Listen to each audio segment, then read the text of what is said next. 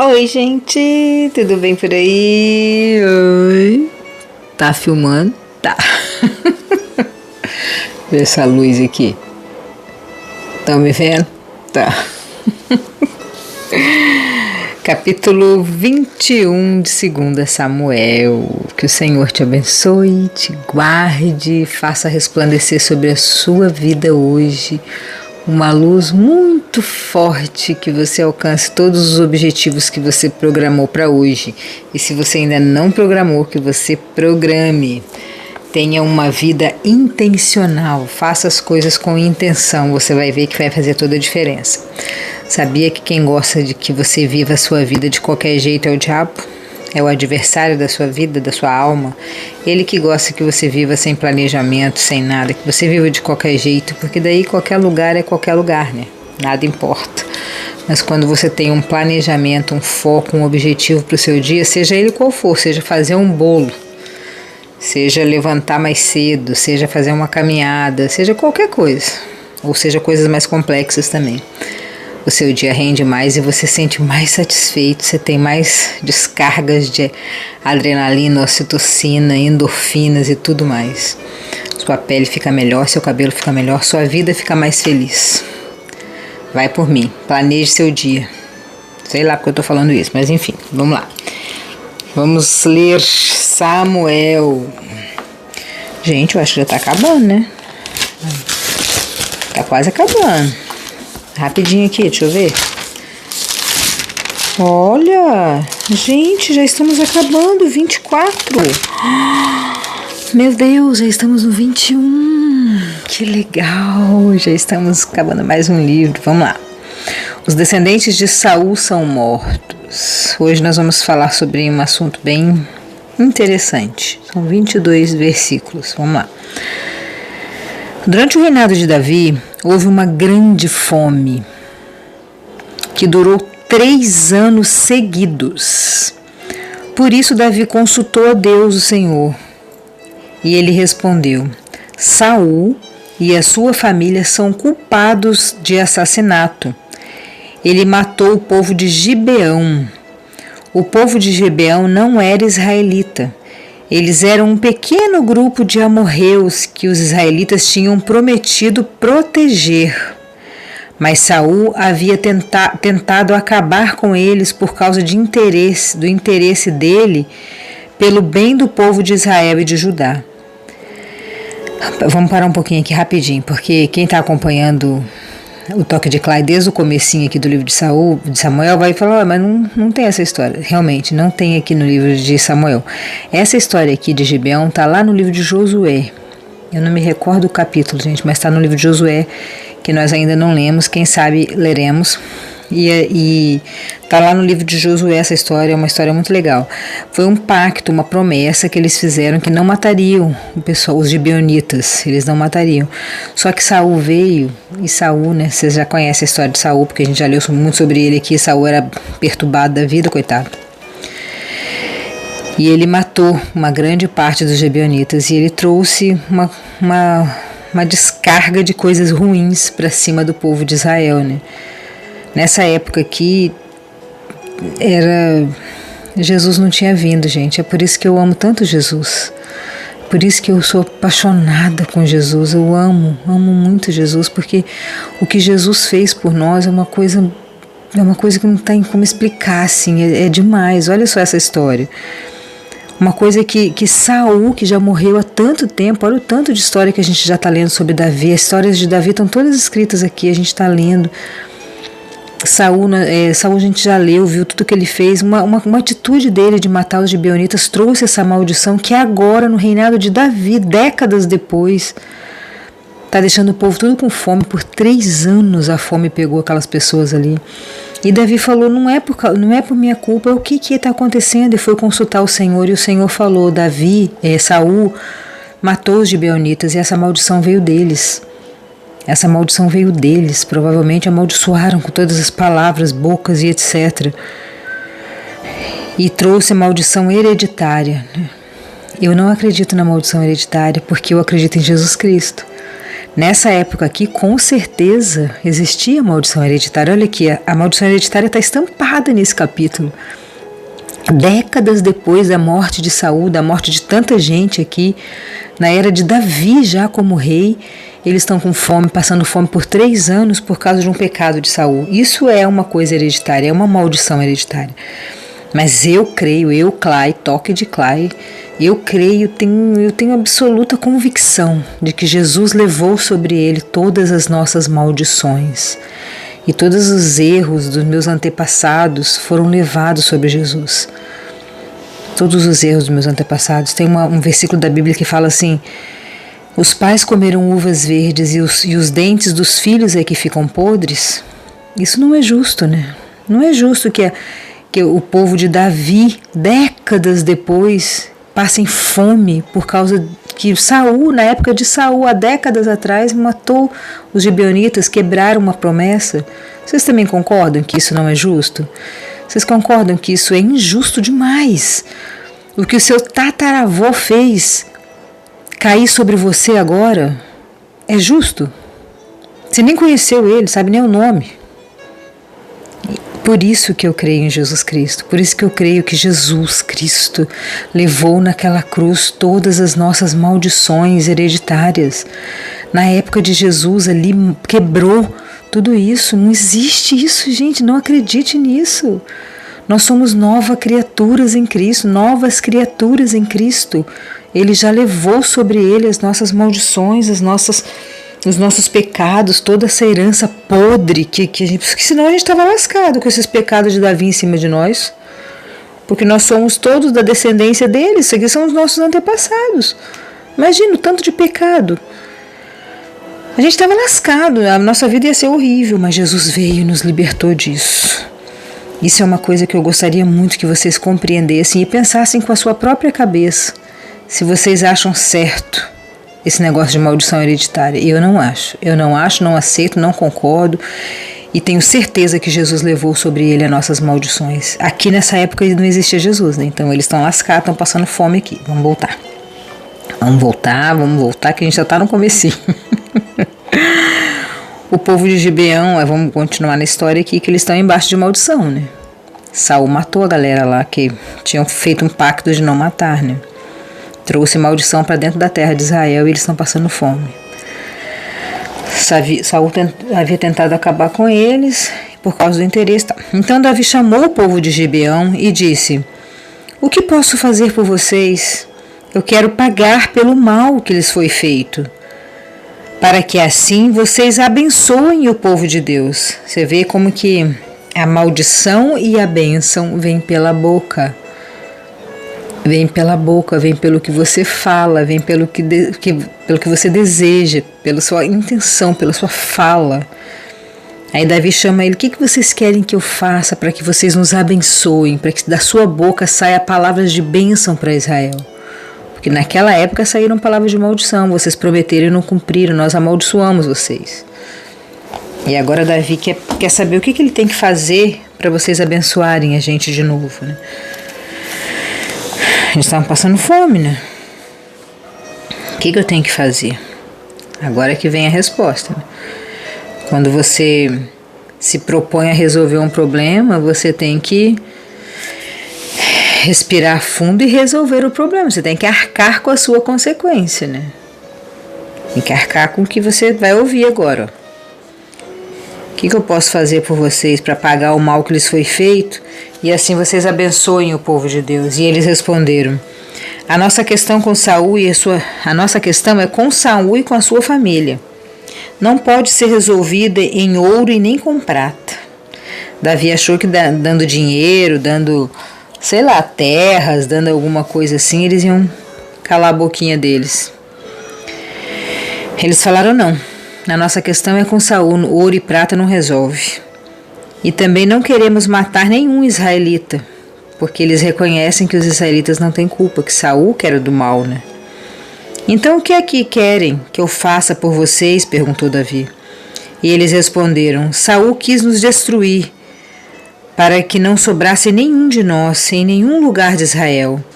Entregue-nos então 7 homens descendentes dele, e nós os enforcaremos diante de Deus, o Senhor, em Gibeá, a cidade onde nasceu Saul, o rei escolhido pelo Senhor.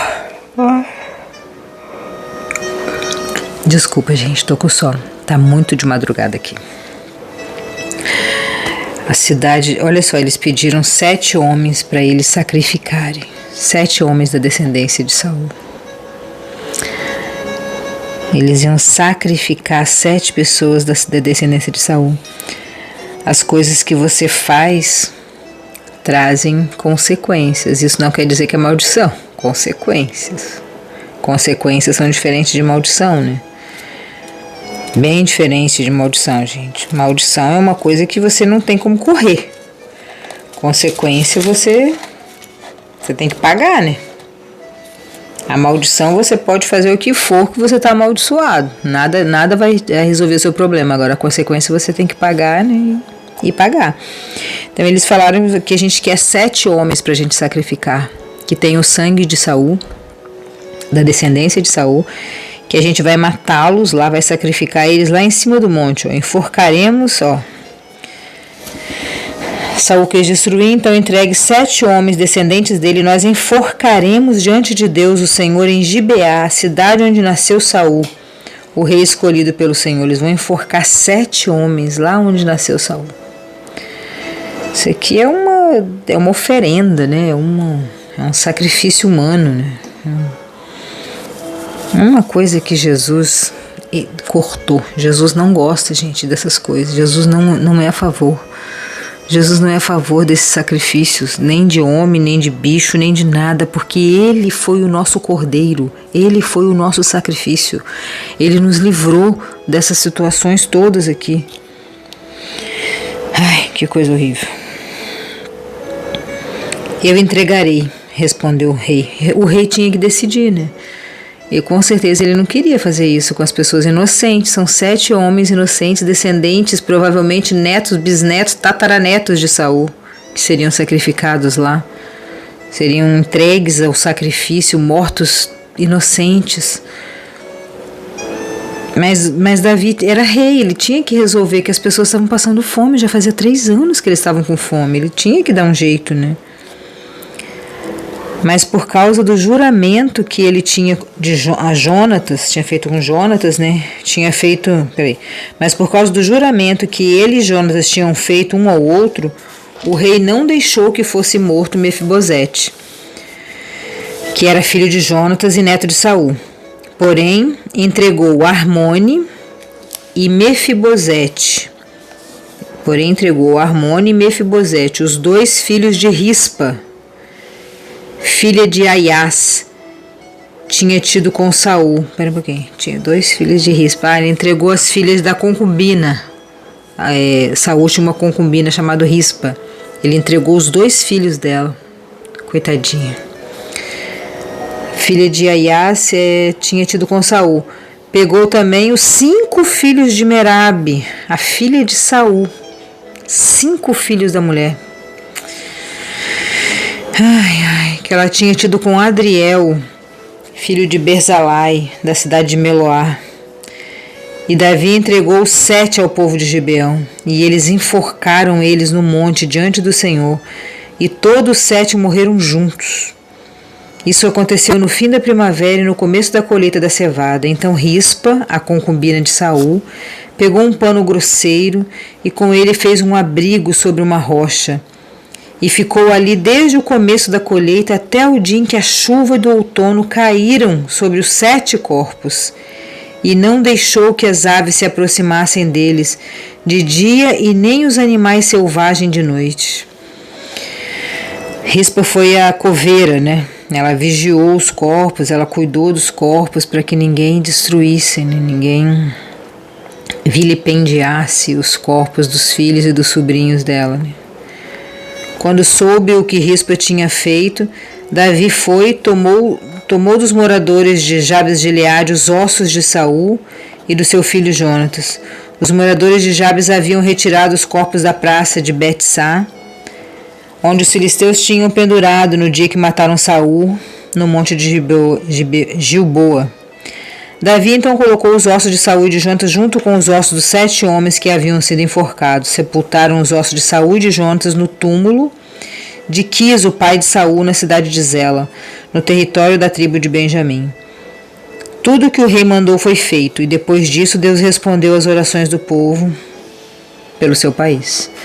Então, nessa época aqui, né, eles fizeram sacrifícios, pagaram pela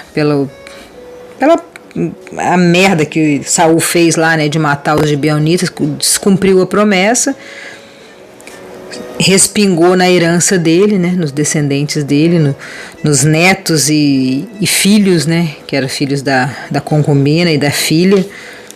Respingou em todo mundo ali, matou todo mundo, as pessoas morreram inocentes por causa de uma consequência dele, né? Então que a gente tome cuidado com o que a gente faz, com o que a gente fala, porque pode gerar consequências, né?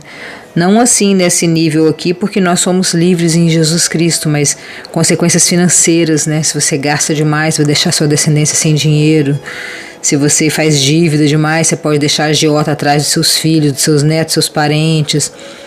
Em outro sentido, assim, que o Senhor fale com você, né, de outras formas, contextualizando para os dias de hoje, né, não nessa situação gravíssima aqui, e nem situações de maldições hereditárias, mas em situação real mesmo, né, sugerir dívidas, mas pode ser outras coisas, né, que você não acumule confusões e problemas para você que venha respingar na sua descendência, né.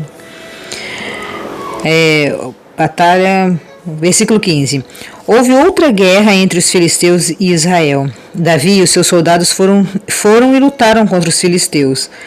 Durante a batalha, Davi ficou muito cansado.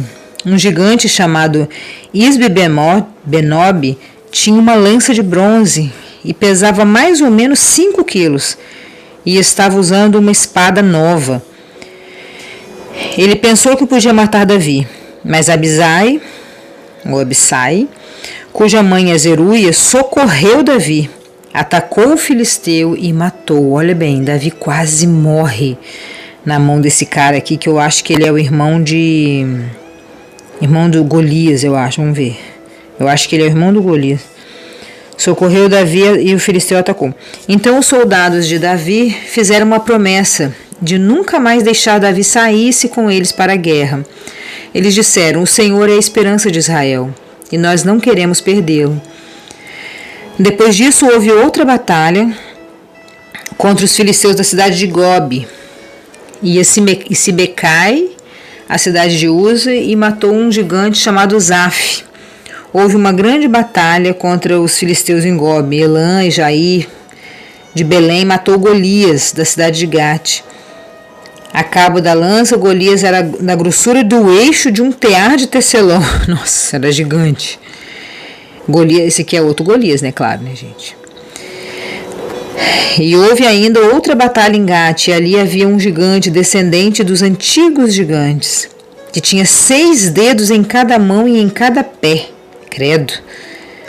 Ele desafiou os israelitas. Jonatas, filho de Simeia, irmão de Davi. Ele desafiou os israelitas e Jonatas, o filho de Simeia, irmão de Davi, sobrinho de Davi, né, matou ele. Olha, Jonatas, sobrinho de Davi, matou o gigante de 6 dedos. Esses quatro eram descendentes do gigante da cidade de Gate, foram mortos por Davi e seus soldados. Vamos parar aqui, agora acabou. Essa guerra aqui, ela está mostrando a velhice de Davi. Davi estava fraco, ele já estava velho. Aí os soldados, Abissai foi lá e salvou ele desse gigante e falou: olha, nós não queremos mais que o senhor vá, porque o senhor já está fraco. Ele não falou velho, né? Mas na verdade ele falou: você já está velho já demais, então é melhor você não ir mais na batalha, deixa que a gente vai. E eles foram, continuaram indo, continuaram vencendo, continuaram ganharam desses gigantes aí de 6 dedos. Os netos, os sobrinhos, eles continuaram guerreando, lutando, mas Davi já estava mais velho, né? Aqui mostra a descendência de Saul, né? Ainda ali, né? O foco da história ali, né? O passado de Saul, né? Trouxe o passado de Saul aqui, né? Nessa história, né? O passado de Saul que trouxe fome para a terra de Davi, e a velhice, né? de Davi no presente, né? O passado e o presente se juntando num capítulo só. Como a gente também, né? Na nossa vida a gente lembra dos nossos passados, quando a gente era mais forte, quando a gente fazia coisas que a gente não faz mais. Mas a gente também pensa no nosso futuro, né? Nosso futuro vai ser brilhante, maravilhoso, porque Jesus já venceu por nós. Graças a Deus estamos nessa era. Que o Senhor te abençoe, te guarde, que você tenha aprendido alguma coisa bem legal para a sua vida nesse dia. Beijão e até amanhã.